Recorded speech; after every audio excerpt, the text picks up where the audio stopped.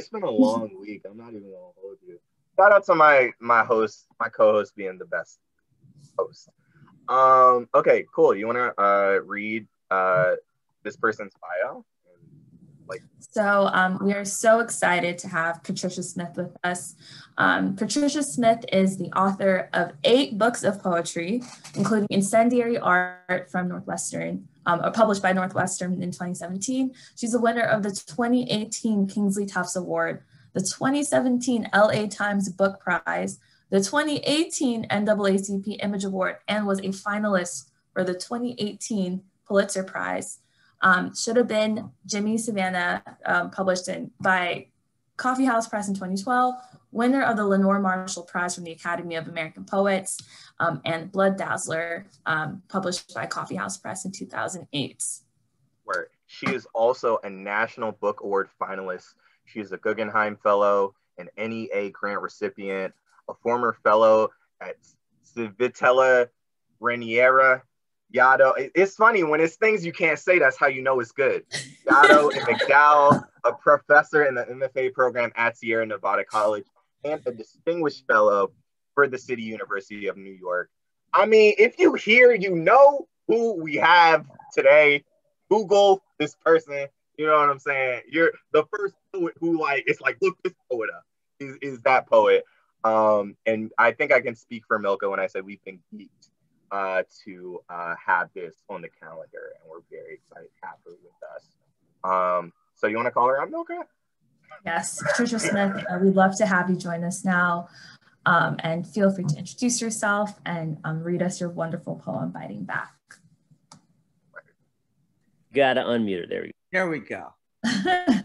How's everybody doing? Hello, hello. I think I want like a gallery view. I want to see everybody.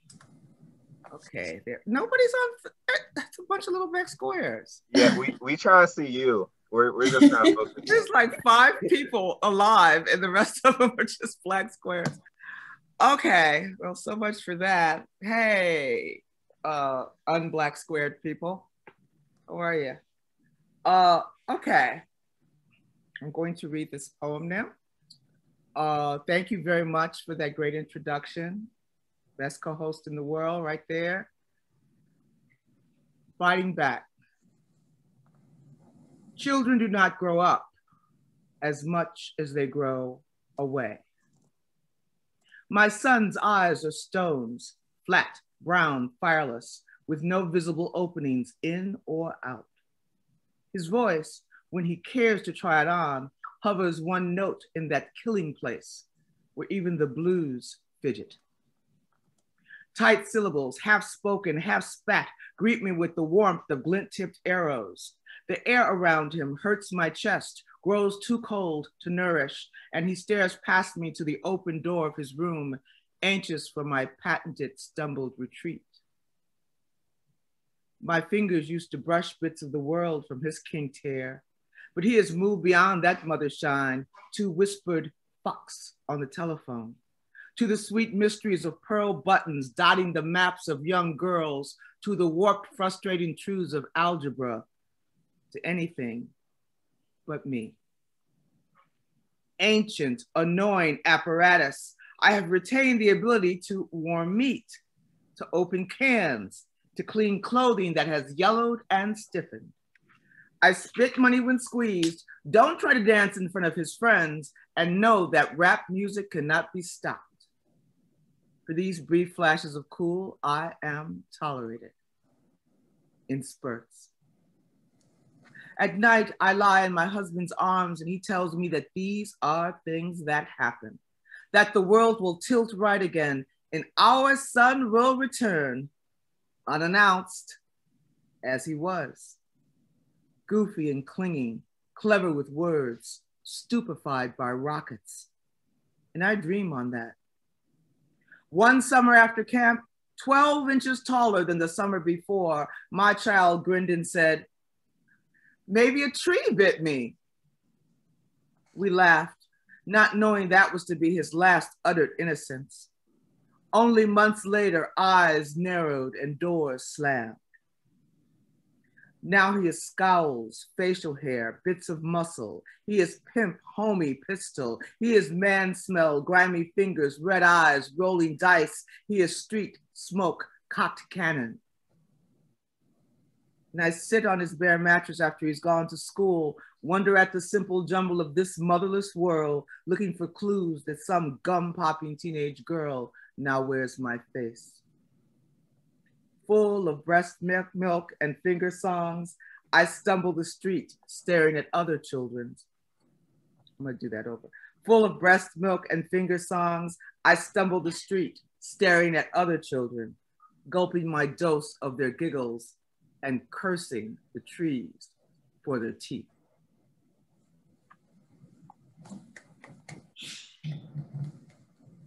Y'all give it up for Patricia Smith. Hey, I think there's just this lag where it's like now you can't hear people getting excited. But yeah, the chat. Virtual snaps. Yeah, everybody is saying virtual snappers.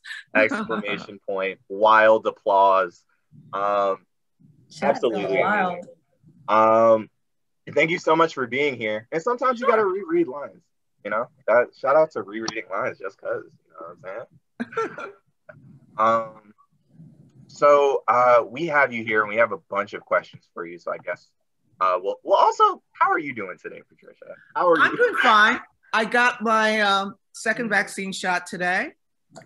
That's awesome. So I'm back to doing exactly what I was doing before I got it. Social distance, wear a mask, the 6 feet apart. Yeah, same thing. But you know, hey, it feels good. I feel like it feels good to know that it's possible. So right, and it's like that peace of mind in the house, even though you're not going anywhere. It's like I'm safe in here. I now trust everybody in my house implicitly. The distrust was real before. Shout out distrust. Okay, so we got a bunch of questions, and we got a lot of questions from you guys in the audience.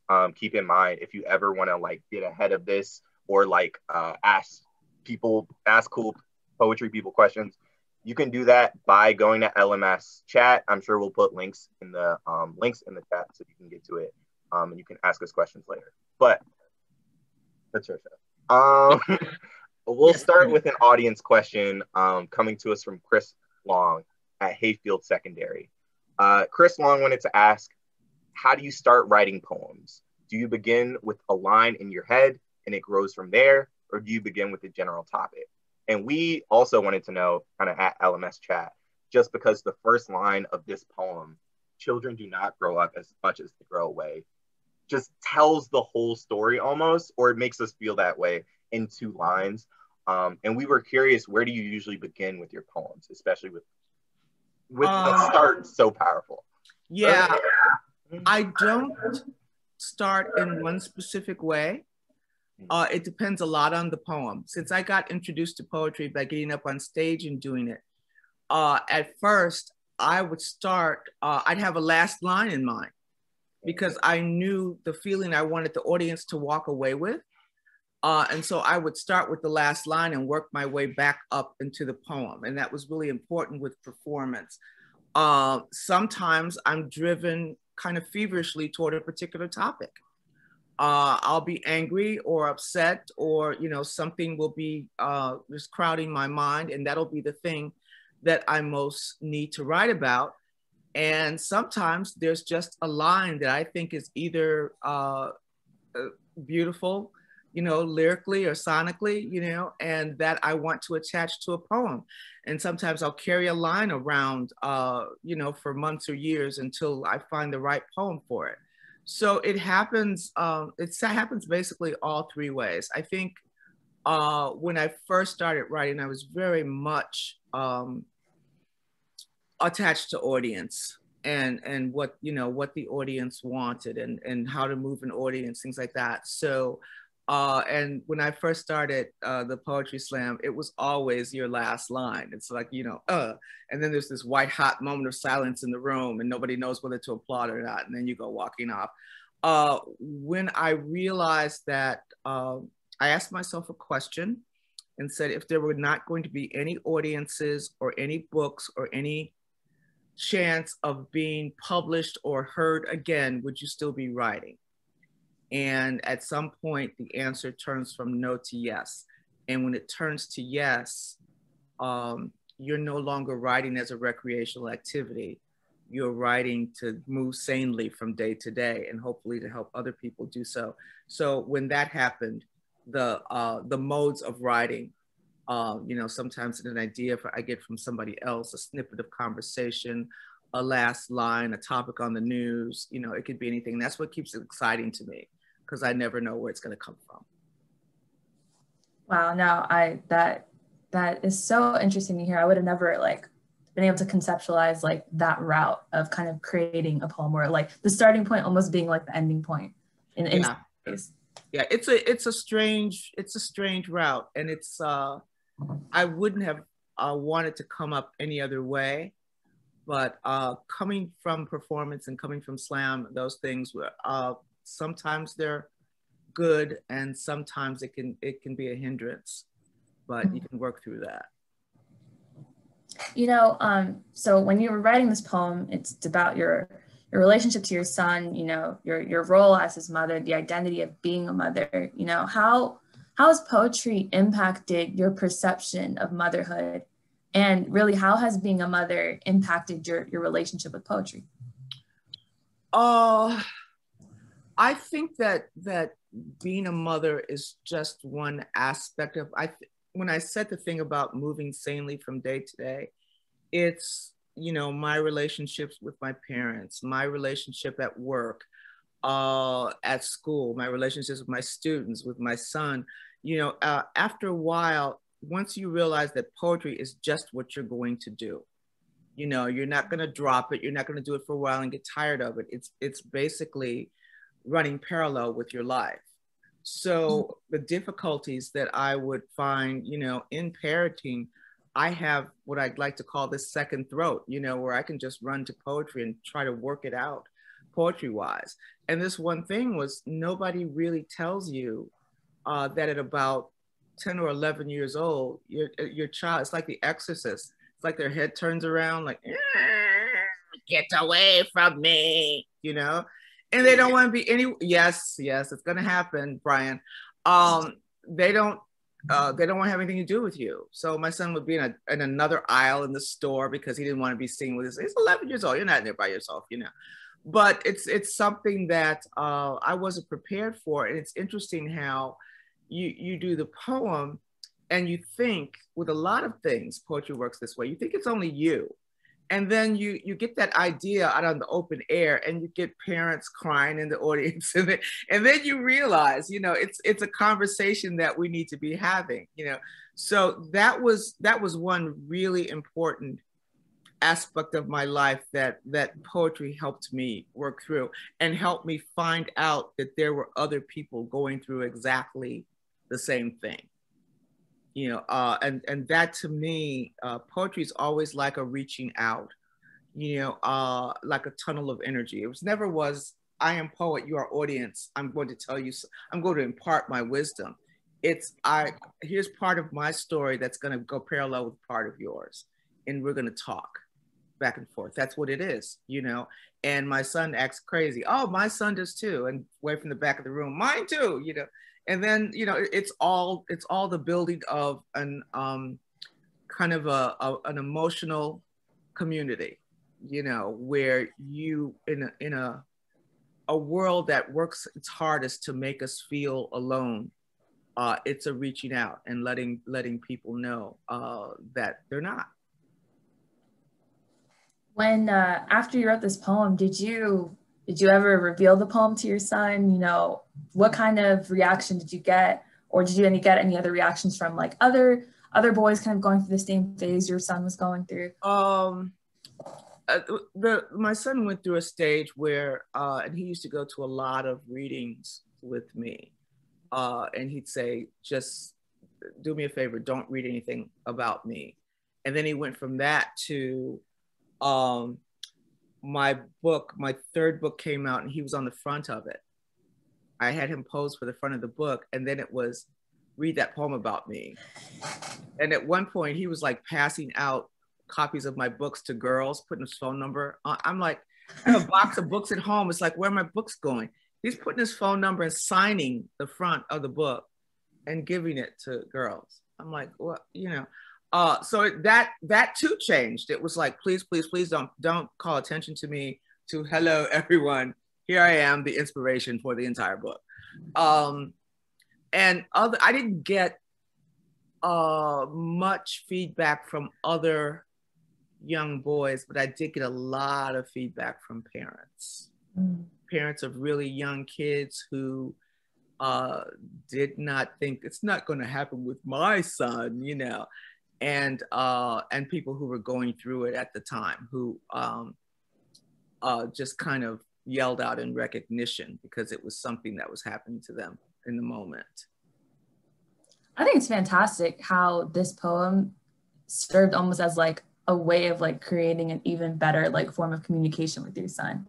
Like as you were expressing yourself and expressing your experience of being a mother and being his mother, and like the ability to both develop like a stronger relationship with him as well as relating to other parents. Right. Like, I think that's fantastic. Were you surprised? Were you? No, I wasn't. I think that for me, a lot of times when you would just kind of sit your son or your parent or something down to have a talk about something, it always helped me to write my life out in poems. And don't get me wrong, it's like I've written things that I haven't shown to anyone. You know, and the next time I feel that way, I might pull it out of a drawer and read it, and it roots me and I can put it back, you know. So I'm not saying you write these things and you spread it out and go, hello, this is my life, you know. But it does help me to get on the other side of some kind of difficult moments, some very difficult moments. Some conversations that I know are going to be difficult. It helps me to be able to write them out first, to know what I'm going to say. So poetry has not only been, it's been something I do for enjoyment. It's something that I do out of necessity. And it feels like it's just, it's a little engine that's running alongside the rest of my life. You know, it's there if I need it. When I start to fail or get down, it's like it energizes me again, you know, so I can't imagine being without it.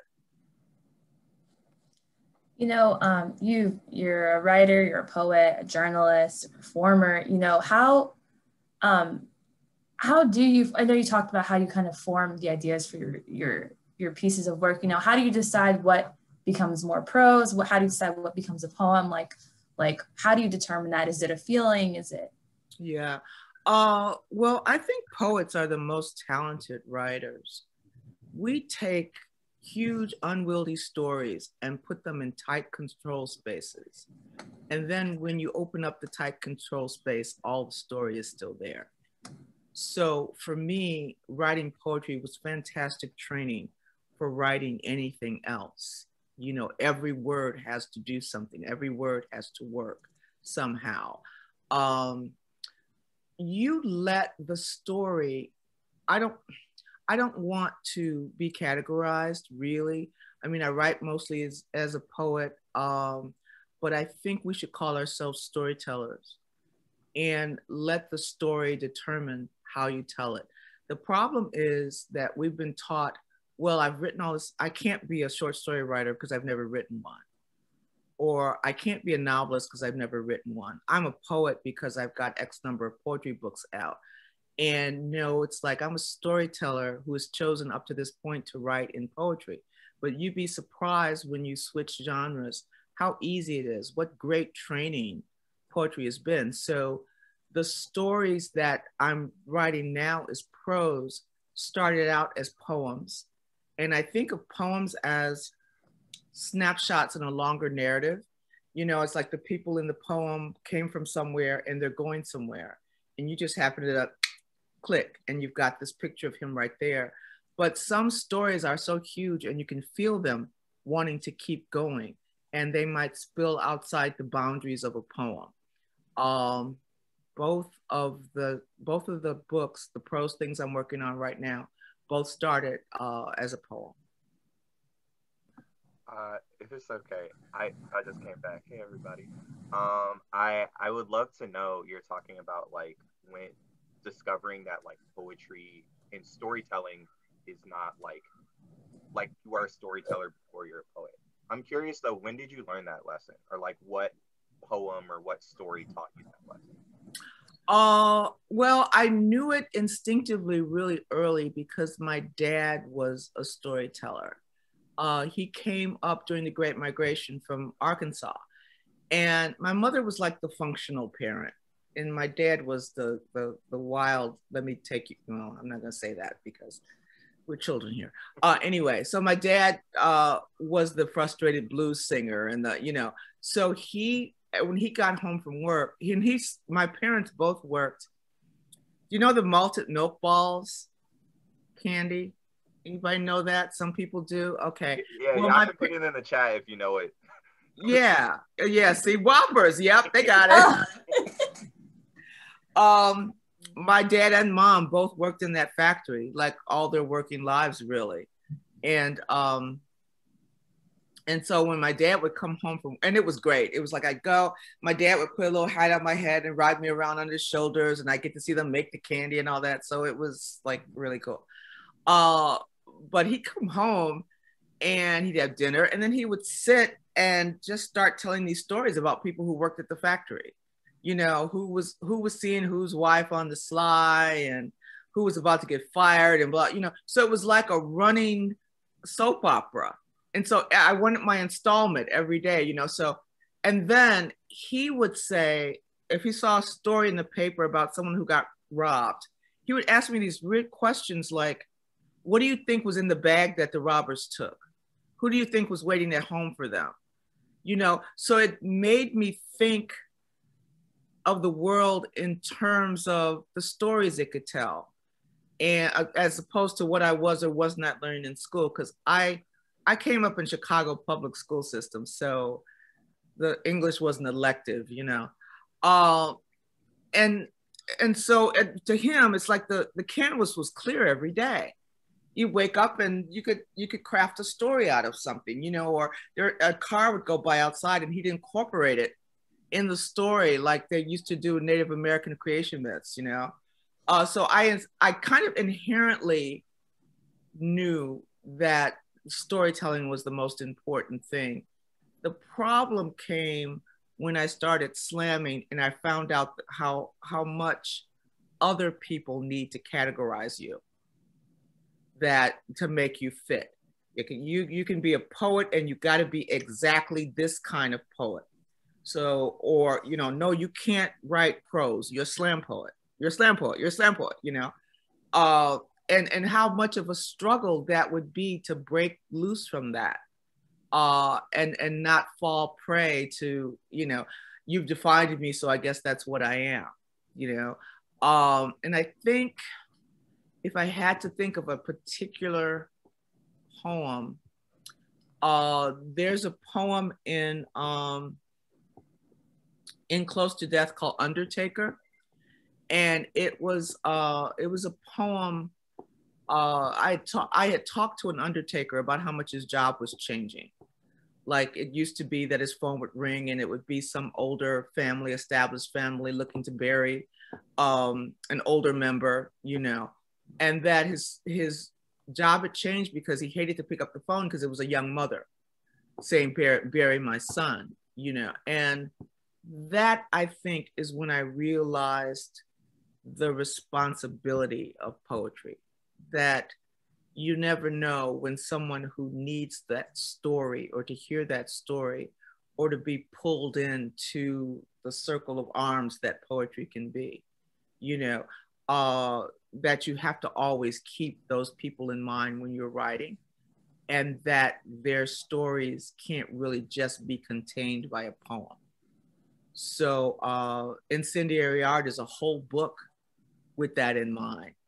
The young adult novel I'm working on came out of an idea that I had for Incendiary Art.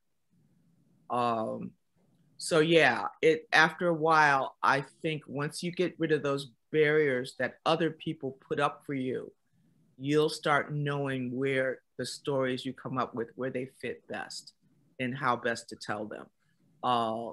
But it's a long road. Once somebody says that you're a poet,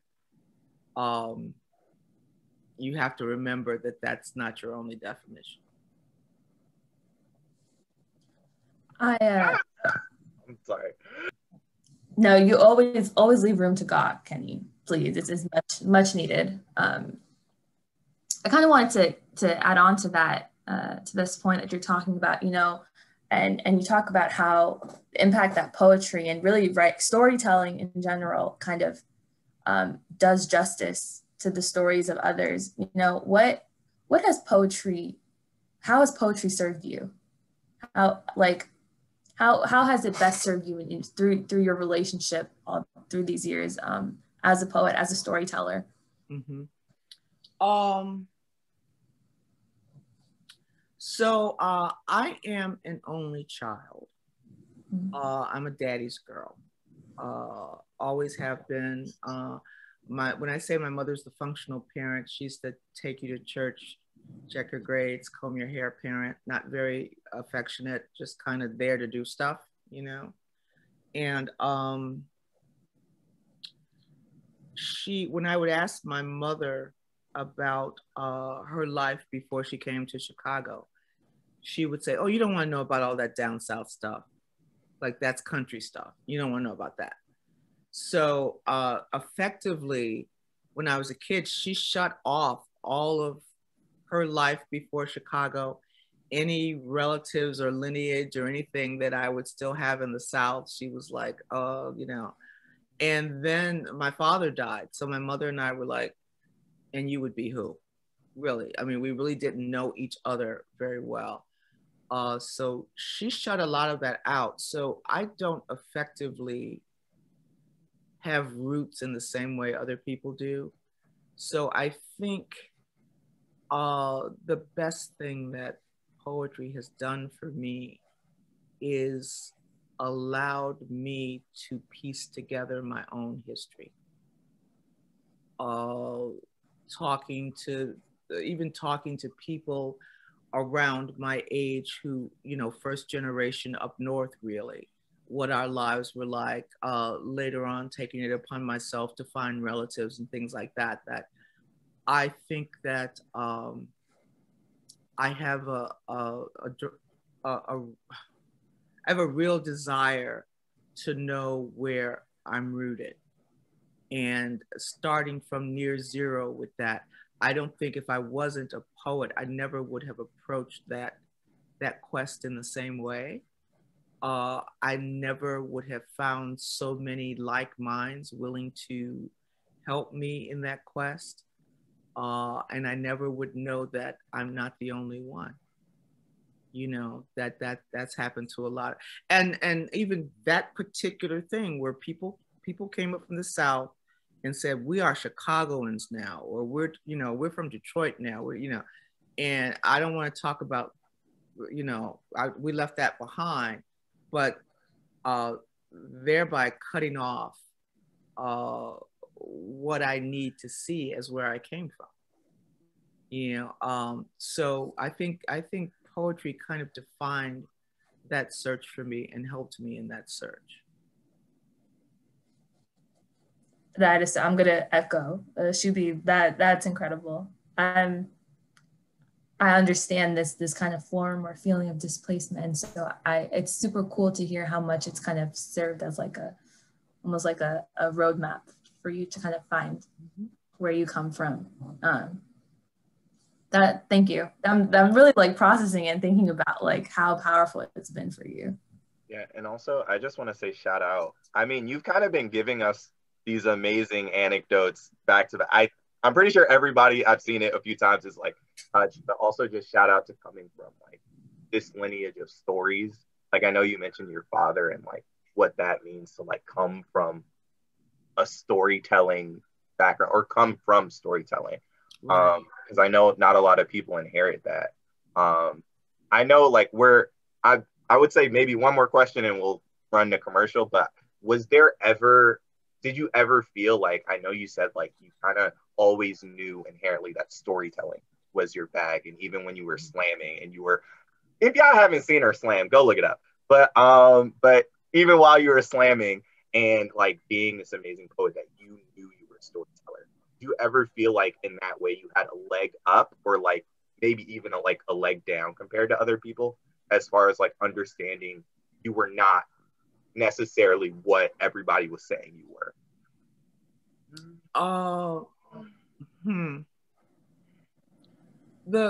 I guess the most powerful thing was to walk into that room every Sunday night and see people who pumped gas, people who taught school, people who bagged groceries, people who just got out of jail, people who are going to go into jail the next day, just a bunch of people who thought, I have a story and I'm willing to stand up in front of this room full of strangers and tell it. To me, I guess the biggest revelation was that people were discovering that they had worth in stories. That there were stories that weren't going to be judged. The slam they were, but they'd read in the open mic and it was this whole room's going to fall quiet and sit ready to receive whatever you want to tell us. And I guess when I happened upon that, for a long time, most of the local slam champions or people who were the most vocal were women of color. And I think that storytelling was just inherent there. It took the men a little bit longer, but success and color kind of went hand in hand in the slam for a long time. And I think there was a reason for that. So it's like finding some place that will let you build on what you really are, and a lot of people around that time are still made choices to stay somehow connected to the art. Usually people paint or they do something and then they get a real job and they disappear. And I didn't see that much of that. That's how I know the brothers in DC. And to this day, there are people who I was with at that time. Some of them are closer to me than members of my own family, because we met each other at a really vulnerable time. We know each other's stories by heart, and there's nothing like that. There's absolutely nothing like it. So yeah, I guess the only time I ran into a problem is when, it's so funny, when people with money make up their minds that they have to categorize you. Okay, so you start getting a lot of audience, or what you're doing, the performers are getting a lot of audience, and someone says, well, we didn't legitimize them. We didn't, and so then there's this whole, and they said, we need to get you in a box and we need you to stay there. Yeah. And I think that happened with a lot of people, and some people kind of disappeared. Some people went into the box and stayed, and some people broke out. Wow. And you broke out. And some other, you might know, when you talk about lineage, you guys know who Danez is, right? You know Danez Smith? Danez, I've known Danez since he was 19. The key was, even when you're not competing actively anymore, slam was an amazing thing to go into schools, and to keep that thing burning like that. And so being able to look down the road and see just a march forward that started, you know, back in the late 80s or something. There's amazing strength in the word. There is. And once you commit to it, there's amazing strength in you. And now there's an army. You know, there's an army. There's really nothing we can't do. That's beautiful. Okay. I feel like I know somebody is looking at me because we went over time, but I feel like I think everybody appreciated those words. Also, I feel like everybody's like, oh my God, Danez Smith. Yeah, like when I said earlier, it was like your favorite poet's favorite. Let me stop. I think what I'd love to do now, though, is call to the stage the brown and healthy Joseph Green to give us a few updates about LMS. Joseph. Did you say brown? Brown and healthy. Brown and healthy. I'll take it. Joseph, both are accurate. Brown, where is he? Brown and healthy. Brown and healthy. So excited to be here. It used to be Brian's face with your name. And oh, I see what happened. So that, yeah, now the joke preceded me to the space. That's cool. We're interchangeable in spirit either way. Hi, everybody. My name is Joseph Green. And before I say anything else, Kenny, there's no way to go over time when we have this guest. So you are doing exactly what you were supposed to be doing. And Patricia, I can't tell you because I don't know exactly how to say it, other than the fact that I was a part of creating a space that you have blessed with your presence is one of those things that I'm never going to forget. So thank you so much for being here in this virtual space with us. I'm here real quick, 2 minutes, because I know y'all want to get right back to what was going on. LMS Voice is proud to announce that in the month of April, we will be partnering with the Potter's House, which if you are in the DC area, you have heard of. And if you are not in the DC area, it doesn't matter because it's all going to be virtual. Every Wednesday in April, celebrating Poetry Month, we will be doing a virtual writing workshop, partnering with a different local organization in the DC area to bring attention to the work that organization does, the work that we do, and that will culminate on the 30th, the last day, and my wife's birthday. So y'all better show up to make it worthwhile. The 30th at 8 p.m. Friday night with an open mic where the folks who took time to come and write with us will have an opportunity to share the words that they created. And the workshops have not been named officially yet, but the theme will be around restorative justice and at a time in our society where healing needs to be centered, and how to have conversation and how to forgive and how to move past. We would like to dedicate this month to the words that we hope will contribute to that healing. So if you dig restorative justice, if you dig poetry, if you just want to be around some cool facilitators, each month we'll be a different facilitator, then if you're here, you're already going to hear about it. So when you hear about it, tell a friend and show up ready to write. There's no cap. We'll help 1,000 people come in if 1,000 people want to roll with us. With that being said, let's get back to the show. Thank you so very much, Patricia, for being here. Kenny and Milka, you guys are amazing. Brian Hannon, love you. All right, I'm gone. Wow, great. And there are a bunch of questions for you to answer in the chat, Joseph, but I also want to say we will probably be putting links to all of this in the chat in a second if you need to see it, because I don't remember anything if you tell me once. You know what I'm saying? Got to hear it twice. So I'm sure that Joseph's going to be putting in links.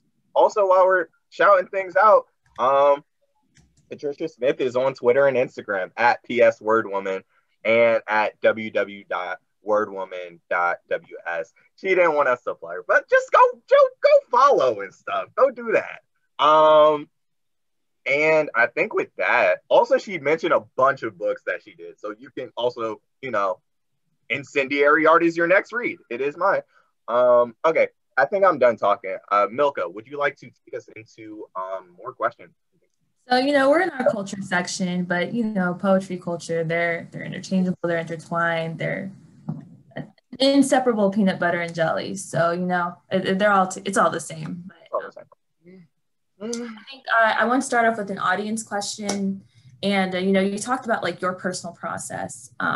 And so this question kind of aligns with, you know, what advice would you give someone who's starting out in poetry? You know, what advice would you give to how to start if you don't know how? So Rebecca Anderson, she's from Oswego East High School in Oswego, Illinois. And she really wants to know, you know, like, how did you turn poetry into your job? And she's a student right now. She loves writing and she just doesn't know how to start. Okay. Okay, young advice, first of all. And this really came to bloom during the pandemic, but there are so many poets that you can hear. You can hear Dylan Thomas and Gwendolyn Brooks and Robert Frost, and you know, it's just amazing. And now there's just so many readings from across the country that are online.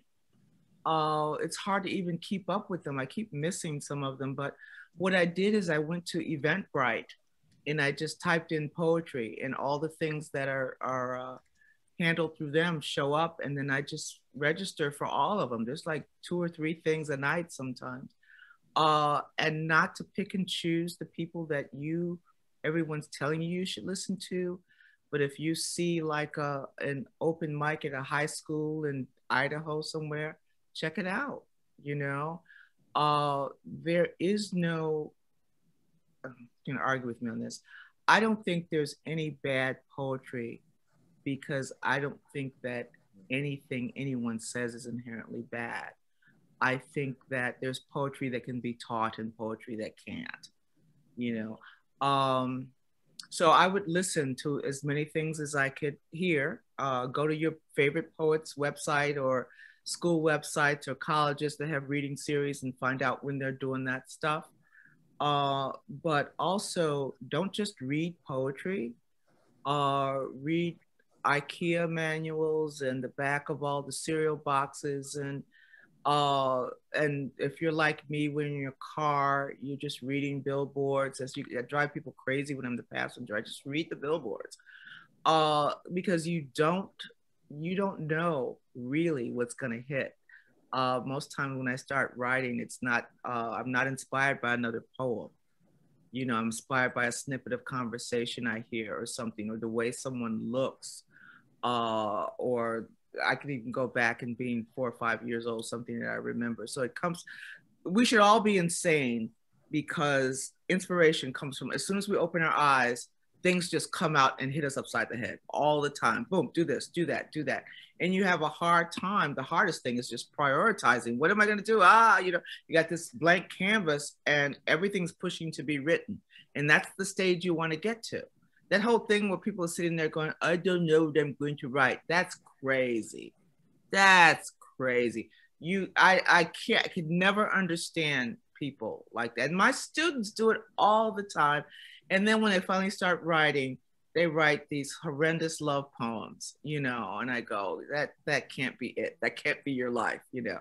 But we've been told that poetry is either relegated to a dusty bookshelf, or it's this big abstract love, faith, hope thing, you know, where everybody's poem sounds alike. And so I think the lesson too is to think like you're a camera lens. And when you're writing or when you're looking for things to write, move the camera lens as tight as it will get. And I would much rather hear about a soldier than a war, you know. And how did I start? Oh, how did I make poetry my job? You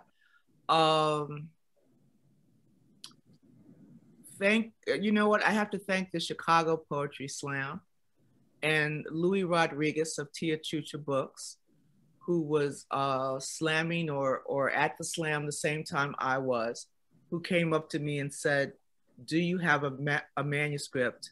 And then I said, yes, I did not. And you always say yes, and then you worry about it later. And I just piled together all these things that I was working on or reading and on the open mic and all that. Just awful book. And he printed it, and I had a book. So after that, I found another publisher showed up to an open mic, and by the time I decided to get an MFA, I had like 5 or 6 books. And the academia, they might say, oh, they want you to have a PhD, or they want this or they want that, but they're really looking to see how much you've written, and journal publications and all that stuff works. So when I just still didn't think I was qualified because I hadn't taught in college. And when I got out of my MFA program, both I and a friend of mine from Chicago, you guys may know Tyamba Jess. Yeah, so we were both looking for jobs at the same time. And the books had done well enough and had gotten enough attention, and they look and say, it looks like this person will keep writing. And to them, that means bring attention and honor to our esteemed institution. So they hired both of us. They hired a Black female and a Black male on the same day, 2 African-American poets. He, in 2016, won a Pulitzer. And in 2018, I was a finalist. And then they think that you're going to go someplace else. And so they start giving you money. So it was like really good. So it's a place where you get to stay active. You get to teach what it is that you do, which is absolutely fantastic. Hopefully you get to pull some more people into the fold. I don't think it's a real easy path to teaching it. I think a lot of people have to go through the adjunct and all that, but I think the key is being active and getting published as soon as you can. I hate to say it that way, but that's what they look at. And if you have flyers with your face on them, and they can show that you go around and you read a lot of different places, they like that too. It's good publicity for them. I know our audience is really appreciating all this advice. I'm mentally writing it down. As soon as this is done, I'm brain dumping. We're recording this, so later on you will be able to go back and watch, so Milka doesn't have to remember everything. I just have one final question before our hot seat portion of the night. You talked about how, there really is no reason for you to not have something to write about, but in your process of writing, were there any ever themes in your writing that you had difficulty with kind of writing, or were there easier topics to write about? Yeah, there's always easier ones. I think the difficulty comes in, and I just taught a workshop about this. I don't think we spend enough time looking for unexpected entry points in our poems. I think that something happens and 8,000 people are running to their keyboards with the exact same idea. And we don't spend enough time trying to figure out what's going to make ours different, establishing signature. And I think the one thing, to get directly to your question, I had a hard time when my father was killed in a robbery. I was writing funny things my father used to do poems, because poetry was so important to me. I thought if I say in a poem that he's dead, then that meant there was no chance of magic happening. So I wouldn't say it. But I realized I was trying to write the definitive "my father is dead" poem. And what that does, that gives the loss all the power. That gives the death the power.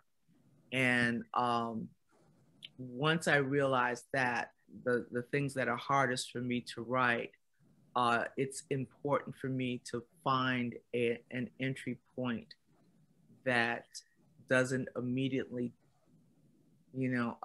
spill a whole load of woe on the shoulders of the reader. Because let's face it, sometimes there's things we just don't feel like reading about anymore. Oh, another Black man dead? Again, I'm gonna read about this one. Same story. So what are you going to do to pull your reader into the story this time and keep them there? What are you going to do to pull yourself into the story and keep yourself there? So I think when something becomes difficult, I reach out a little farther for an entry point, especially if I know that it's something that I need to write. I can't let the weight of whatever it is stop me from writing it or dissuade me and make me put it aside. I just have to find some way to shoulder that weight until I can get inside the poem. Word. We are running out of time, but I would love to ask, as a poet who has trouble finding new entry points, I don't know if you have a definitive way or if like each poem is different, but how do you like figure out how to go in a different route? Or how do you, like, if you're sitting in front of a topic you know all too well, like how do you find another way in? Okay, so first of all, sometimes the most impactful poem is outside the periphery of the poem. So you have to try on all the shoes in the poem. You have to think about that narrative line I talked about, where it came from and where it's going, and realize that that too is territory to mine for the poem. Sometimes the crime is not the story, it's the person waiting at home, or it's the person getting dressed that day, or so you have to kind of widen your viewpoint. So one example of when I talk about the camera lens, about not writing about the war, writing about a particular war, particular soldier, a particular moment in that soldier's day, because we always relate more person to person than we do person to concept. Okay, so that'll get you out of those big abstractions and eye to eye with someone. Brian Turner has this amazing poem about a suicide bomber. He is a war vet, and he takes us in so close that you can see the reddening of the knuckles on the suicide bomber's hand and the glistening of sweat while his finger hovers over the button. And he starts the poem there, So learning to manipulate that camera lens and put it in places where it wouldn't normally be. Persona is another thing, trying on all the shoes. And then when they get uncomfortable, start writing. It's not always the first thing that you think of is not always the best way for the poem to go. Okay. Persona, clawing for beauty. Things that are terrible, find one beauty. This is a whole workshop. I'm sorry, I just taught this. But I think you wanted this. Clawing for beauty is what you said. Clawing for beauty is finding beauty in really unbeautiful situations. We studied. There's a poem that Ahmad Johnson has, AMAUD, Ahmad Jamal Johnson, I think.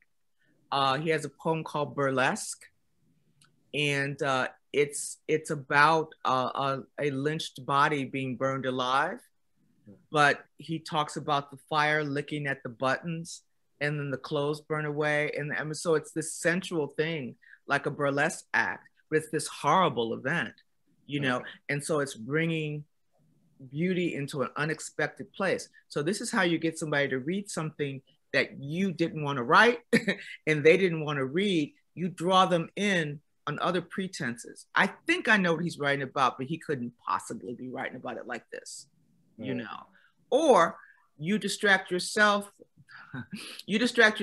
and your reader by working in some a rigid structure. Like you're going to put this, because if you don't want to write that story about whatever it is, you say, I'm going to write it, but I'm not going to use any R's in this poem. Okay. So you're so busy trying to figure out this weird ass structure that it's taking some of the emotional weight off of you, or I've told a woman, and I'll finish with this. There was a woman in one of my classes, and she had a mother who was very mentally abusive. up to the point where she thought her mother might hurt her, but she never did.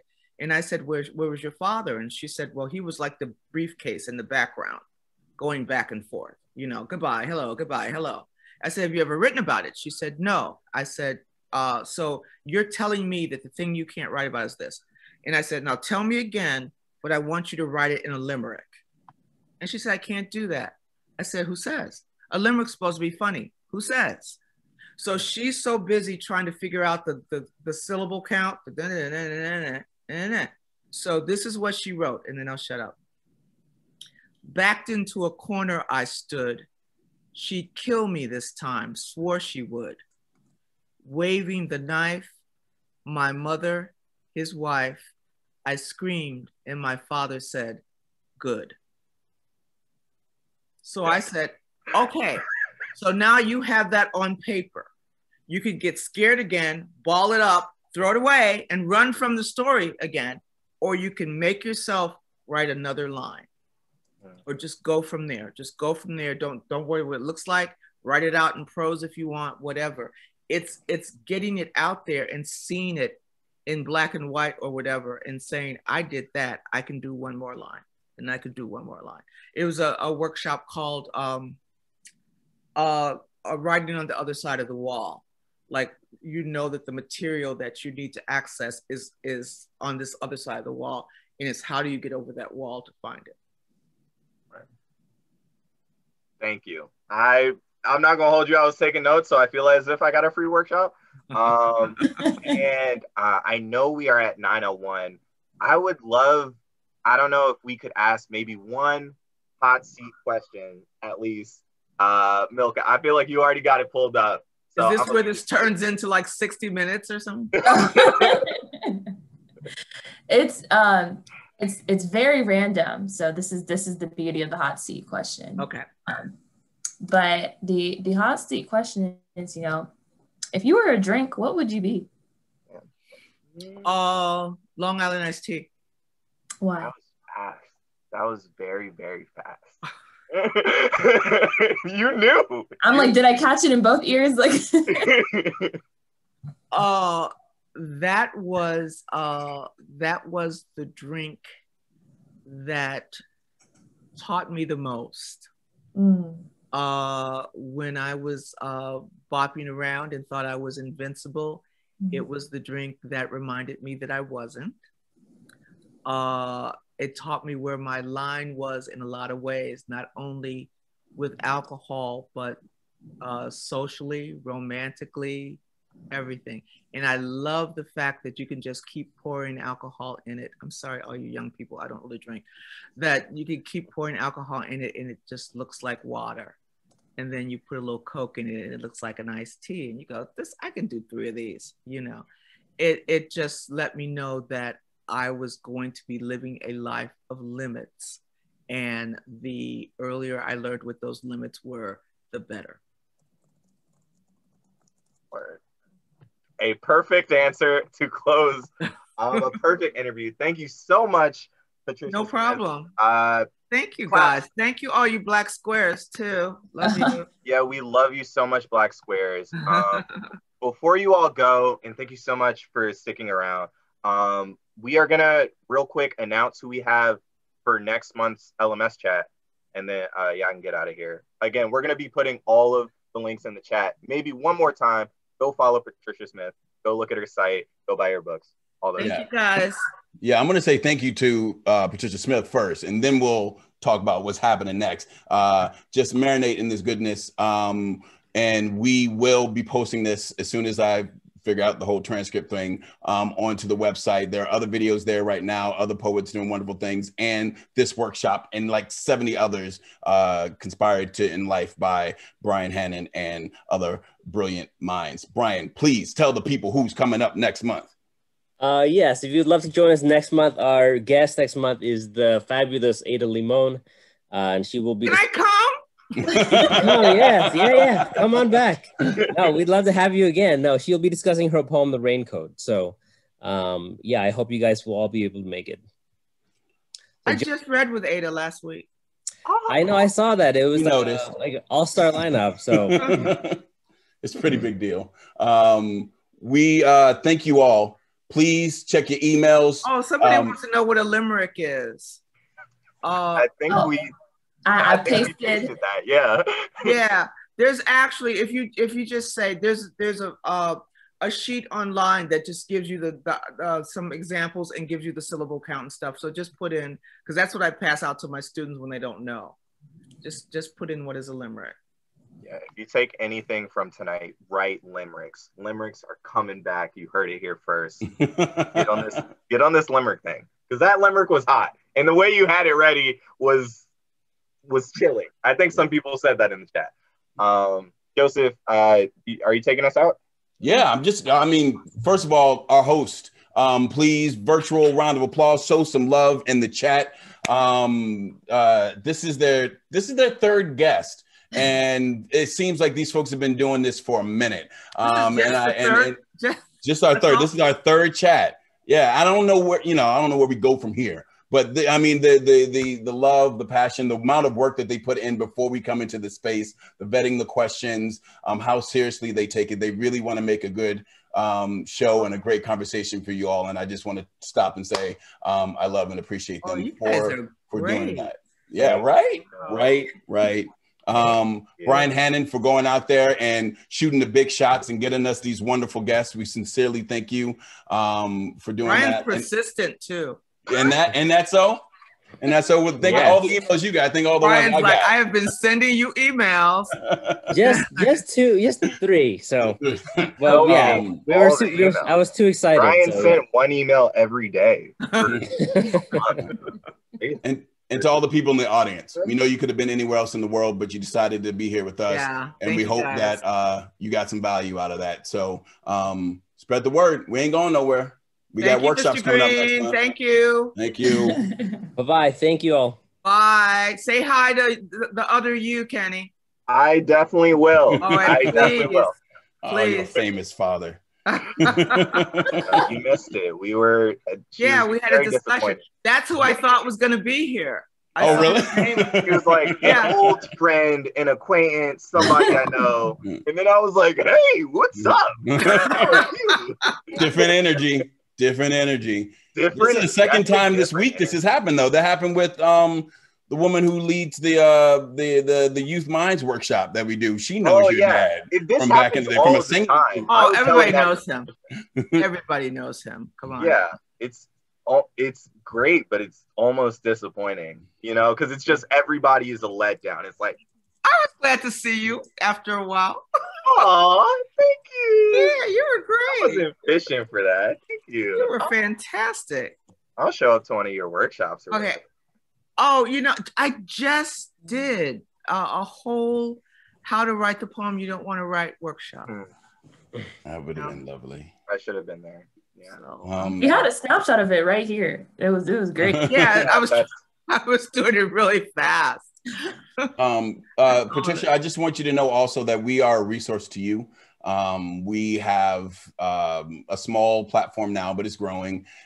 We have our curriculum online, but if there's ever anything that you are looking for people to partner with to do, where we have, the online capability and all that other stuff, we are always at your beck and call. So that's amazing. Yeah, if you like, I want to do like a national workshop and let's see if there's yes, we got you. So whatever you want to do, you come to us. All right. I'll start burning with some ideas sooner or later. Thank you so much. That's amazing. I really appreciate it. I have a burrito waiting. So yes, I have a 1-year-old who also looks like a burrito waiting. So have a good night, everybody. Okay, thank you. All right, thank you. Bye, Kenny. Bye, Milka. Bye, Brian. Brian, send me one more email so I'll feel at home. Oh yeah, I got you.